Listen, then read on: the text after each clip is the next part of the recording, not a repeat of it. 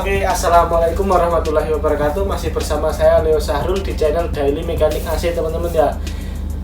Kemarin kita sudah menjelaskan tentang apa saja komponennya, apa saja fungsinya, bagaimana kerjanya, dan apa saja sih masalah yang terjadi jika kita salah dalam memasangkan atau salah dalam melakukan servis maintenance teman-teman ya. Nah, sekarang kita akan menunjukkan tentang sistem kerja AC teman-teman ya. Bagaimana saat unitnya itu running, AC dinyalakan itu bagaimana kondisinya di dalam atau saat bersirkulasi teman-teman ya. Oke, jangan kemana-mana, tetap di sini saksikan video tersebut. Nah, ini adalah kompresor teman-teman ya. Pada saat kompresor bekerja atau AC dinyalakan. Nah, ini cara kerjanya, pistonnya, input outputnya yaitu dari discharge dan suctionnya teman-teman ya. Terdapat piston, lalu dia menghisap dan membuang. Ini yang terjadi seperti pada sirkulasi tersebut ini teman-teman. Kita bisa lihat pada saat bersirkulasi bagaimana sih di dalam kompresor itu cara kerjanya. Nah, begini teman-teman ya. Pompa. Nah, di sana terdapat apa? Katup teman-teman ya. Katup suction dan discharge. Posisinya kalau yang suction itu hisap teman-teman ya. Kalau yang besar itu discharge. Lalu dia dipompa menaikkan tekanan dan bersuhu tinggi masuk atau bersirkulasi ke kondensor. Gas bertekanan dan bersuhu tinggi minus 100 derajat Celcius teman-teman ya. Nah, bersirkulasi ke kondensor bisa disebut dengan kondensasi, melepas panas. Ini dia. Nah, lalu fan nyala teman-teman ya. Dicairkan, bertekanan dan bersuhu tinggi teman-teman masih. Nah, ini dia langsung disaring di receiver dryer. Lalu masuk ke outputnya receiver dryer teman-teman ya. Minus 45 derajat Celcius. Dia lalu masuk ke ekspansi, terjadi pengabutan atau spray teman-teman ya, spraying. Pengabutan bertekanan dan bersuhu rendah minus 10 derajat Celcius. Nah, dia terjadi pengabutan lalu masuk ke inputnya evaporator. Nah, di evap sendiri dia terjadi apa? Menyerap udara panas yang ada pada kabin dan menghembuskan udara dingin yang ada pada evaporator. Bisa disebut dengan evaporasi teman-teman ya. Nah, lalu keluar melalui outputnya ekspansi, masuk lagi ke kompresor lewat suction teman-teman ya. Lalu di kompresor dipompa lagi. Nah, seperti di video tersebut ini teman-teman ya.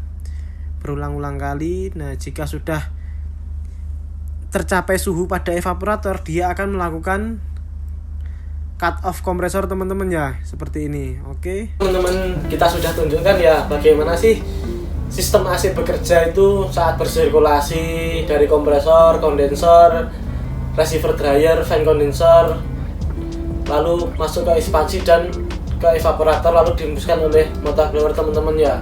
Jadi harapannya teman-teman juga sebagai customer juga tahu apa sih yang dilakukan maintenance pada saat kita servis berkala di bengkel atau dealer teman-teman ya. Jadi tidak perlu takut ketika melakukan servis. Karena apa? Kita perlu melakukan servis berkala itu sama kita melakukan servis. Kalau mobil kita anggap aja 2000 km teman-teman ya. Kita lakukan servis, terutama kita di filter teman-teman ya, harus benar-benar bersih. Supaya apa? Supaya evaporator kita juga bersih saat blower menyerap udara panas yang ada pada kabin teman-teman ya. Jadi teman-teman nggak perlu takut sebagai customer ketika kita servis itu pastinya ada pengecekan terlebih dahulu, lalu melepas komponen, lalu ada pergantian, ada cleaning atau pembersihan seperti evaporator dicuci, lalu flushing system teman-teman ya, dan pergantian oli. Pastinya itu dilakukan secara baik-baik dan benar teman-teman ya. Nah, jika ada kerusakan pastinya kita juga akan menunjukkan bahwa sistem ini terjadi kerusakan atau komponen ini sudah waktunya pergantian teman-teman ya. Karena setiap komponen itu tidak tahan seumur hidup teman-teman ya. Pasti ada waktunya kapan dia rusak dan kapan dia harus diganti. Nah, Jadi kita harus melakukan servis berkala atau maintenance teman-teman ya. Jangan takut ketika kita melakukan perbaikan ke bengkel-bengkel atau dealer. Pastinya jika terjadi kerusakan kita akan diberitahu oleh pihak dealernya. Kita akan dijelaskan apa sih yang terjadi kerusakan, bagaimana kok bisa terjadi kerusakan. Nah, selanjutnya apa? Kita ditawari oleh pergantian. Nah, di situ selanjutnya kita akan berhati-hati dalam menjaga AC kita, seperti kita jaga kabinnya, kebersihan kabinnya, kita servis berkala. Jika kita melakukan servis berkala, insya Allah AC pada mobil kita tetap aman teman-teman ya, tidak terjadi kerusakan. Nah, sebelum salah satu komponen rusak itu sudah kita ketahui. Nah, jika tidak tetap kita pakai, tidak terjadi apa-apa sebelumnya. Nah, jika kita paksakan bisa merusak semua sistem teman-temannya. Seperti kalau kompresor rusak, dia pasti aus di piston-pistonnya teman-temannya. Nah, teflon-teflonnya bisa menyumbat di kondenser dan receiver dryer hingga ekspansi teman-temannya. Nah, dari situ kita harus benar-benar mengganti spare part sebanyak sekitar 4 teman-teman ya ketika terjadi penyumbatan itu. Nah, biayanya juga lumayan mahal.